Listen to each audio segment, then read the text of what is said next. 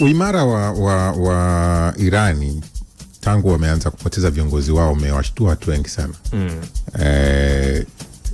Matarajio, naamini pia hata matarajio ya Israeli walikuwa naamini baada ya kutikisa ule uongozi wa juu ilikuwa ni swala la watu kurudi nyuma, kwa sababu hata wakati Trump anazungumza ile mwanzo kabisa, ile wakati shambulio la kwanza lile, alikuwa akisema tu sisi tunawaondoa afu wananchi chukueni nchi yenu.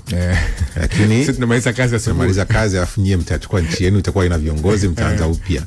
Lakini imekuwa tofauti. Ukisikia Larijani kafariki, shaka unasikia bwana mrithi wake ni huyu hapa. Maisha yanaendelea. Khamenei kafariki, bwana mrithi wake huyu hapa. Maisha yanaendelea. Ni kitu ambacho walijipanga. Swali zuri sana. Na hiyo ndio imekuwa debate kubwa sana duniani kwamba uimara wa uongozi wa Iran umekuwa ukistaajabisha watu wengi. Kama ulivyosema kwamba umefariki watu wengi sana. Unajua kuna taifa kuondoka kwa mkuu wa nchi, supreme leader, hiyo inakuwa ni tishio ya uwepo wa taifa. Lakini Iran baada ya wiki moja wanampata Mojtaba Khamenei. Kuondoka siku moja kwa mkuu wa usalama, mkuu wa atomiki, mkuu wa ujasusi, mshauri wa masuala ya ulinzi na usalama wa kina Al-Larijani kwa siku moja, afu taifa bado linakuwepo. Hilo ni funzo sana katika masuala ya mikakati na state of craft. Sasa ipo hivi, Irani wao kuna kitu kinaitwa Mosaic Defense Doctrine.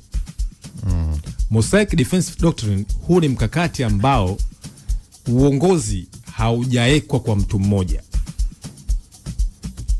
Yani mamlaka ya uongozi inaongozwa mtu ambaye anaitwa Ayatollah, lakini hii mamlaka imegawanywa kwenye vipande vidogo vidogo katika nchi nzima. Na katika kila nchi, katika kila vipande hivyo vya uongozi, kule taasisi wanaweza kufanya maamuzi kule walipo. Kwa sababu kumbuka, wana taasisi ya Ayatollah ambaye ni supreme leader, wana taasisi ya rais ambayo sasa inaongozwa na Dr. Masoud Pezeshkian, wana bunge, wana mahakama, wana jeshi, wana idara ya ujasusi, wana jeshi la ndani na wana RGC. Hizi ni taasisi za nchi ambazo kitaalamu zinaitwa instrument of state power. Sasa hizi taasisi, kumbuka, zina lengo moja, kulinda mapinduzi ya Kiislamu ya Iran, lakini yanaweza kufanya maamuzi wenyewe kule walipo kwa lengo la kuweza kulinda lengo. Na kama mtu mmoja akifariki, yule mtu ambaye anakaimu anakuwa anachukua nafasi na kuweza kuendeleza mapigano ya kulinda taifa. Na hiyo ndio fatwa ambayo imewekwa tangu kina Ayatollah Ruhollah Khomeini na kabla hajafariki Ali Said Khamenei. Akasema kwamba anasema kwamba tumezungukwa, kwa hiyo tutawapandisha ngazi wale ambao wanaotufanyaje, wanaotukaribia nafasi, wachukue maamuzi na kuweza kupigania lengo. Kwa hiyo Mosaic Defense Doctrine ni mkakati wa Iran ambao mamlaka haijaudhiwa katika mtu mmoja. Kwa mfano, Loi Mtei amekufa juzi Ali Larijani. Ali Larijani ni mwanafalsafa mkubwa sana, mtu ambaye ana akili kubwa. Huyu ndo mtu ambaye alikuwa anapanga mikakati ya Iran kwenye vita. Huyu ndo alikuwa ni katibu wa Baraza la Usalama. Lakini sasa hivi anatajwa Said Jalil, ambaye huyu ukitazama ni mtu ambaye cha kwanza ni muafidhina, yeye aamini kuna compromise katika swala zima la nuclear. Kuna uchaguzi ambao ulifanyika ambao ulimuingiza Masoud Pezeshkian baada ya kufariki Ibrahim Raisi kuna ajali ya ndege. Huyu Ayatollah Ali Said Khamenei, huyu jamani atakuwa ashinde, lakini akasema sio wakati wa Said Jalil, kwa sababu huyu jamani ni muafidhina sana. Yaani anaamini kwamba Iran ambayo hiyo salama lazima iwe na bomu la nuclear. Said Jalil, Iran ambayo hiyo salama lazima na bomu la nuclear. Yaani anaamini kuna compromise zidi ya nchi za kimagharibi. Sasa huyu ndo jamaa, huyu ndo mtu ambaye sasa hivi anatajwa kuja kumrithi Ali Larijani siku mbili baada ya kufariki.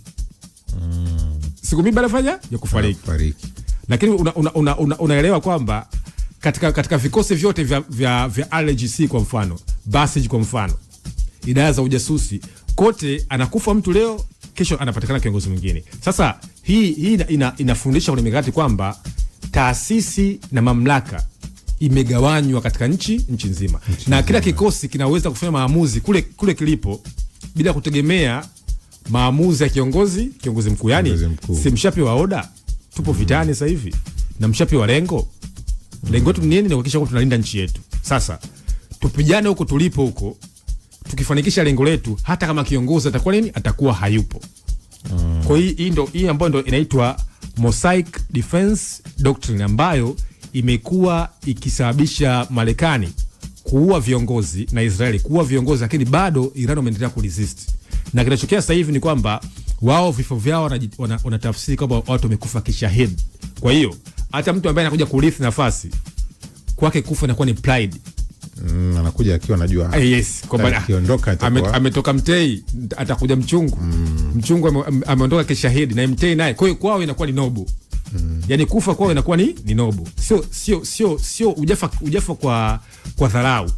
Unakufa, taifa linakukumbuka. Unakufa, taifa linakuheshimu, na unaandikwa kwenye historia za taifa. Kwa sasa huu mkakati wa Irani kwa kweli unaenda kusababisha kitu gani? Moja, inakuwa ni ngumu kuweza kuvunja au kufikia malengo, kwa sababu lengo ni kwamba tuondoe utawala wote, tumuingize mtu ambaye atakuwa anafuata itikadi zetu, kama alivyosema Trump kwamba mnishirikishe. Kama kiongozi niwe na nishiriki kumchagua huyo ambaye mnamtaka, si Mojitaba si nani, mshirikishe mimi. Ni sehemu ya kama alifanya kule kwa Venezuela kwa Maduro. Umeona? Sasa huku ni tofauti. Kwa hiyo kwa kweli ni kitu ambacho kwa kweli kinashangaza sana. Kwa hiyo Irani kwa kweli wanaendelea kutoa somo. Sawa bana, sisi tuondoke. Hii ya jana ni yenyewe. Huyo hapo ni kweli. Netanyahu.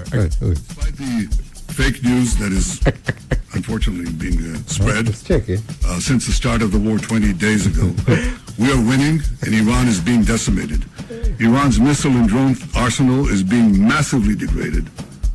Kiachana na fake news zote mnazosikia, ukweli ni kwamba tumeshinda na Iran imeparaganyika, iko hoi, anasema Netanyahu kwenye mkutano wa waandishi wa habari ambao walifanya jana na wanahabari ambao mpaka sasa sijaona video yote akiwa nao uso kwa uso, ila nawaona wanahabari alafu kuna mwana mwana Netanyahu.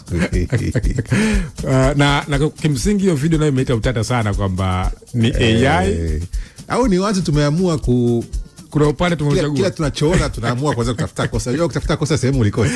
Mimi msimamo wangu nishaweka wazi kabisa na watu wengi wanaojua. Kama una wasiwasi. Mimi still bado na wasiwasi. Na mimi naamini muda utaamua. Netanyahu jana alikuwa na press na waandishi wa habari. Waandishi wa habari wote walioripoti pale, hakuna ambaye nimemuona uso kwa uso na Netanyahu. Japokuwa nimeona kuna picha ameposti yeye mwenyewe kwenye ukurasa wake wa Instagram akiwa amepigwa wide. Ile waandishi wamekaa wanamsikiliza wide ile. Sasa ile ni picha. Tutamani kuone ka video ka wide kale machuka naenda. Hawa bongo jamani, watu jamani hamtaki kuamini mpaka leo. Wanatarudi kwa ajili ya wino mzito hapa. Kutokea Mikocheni.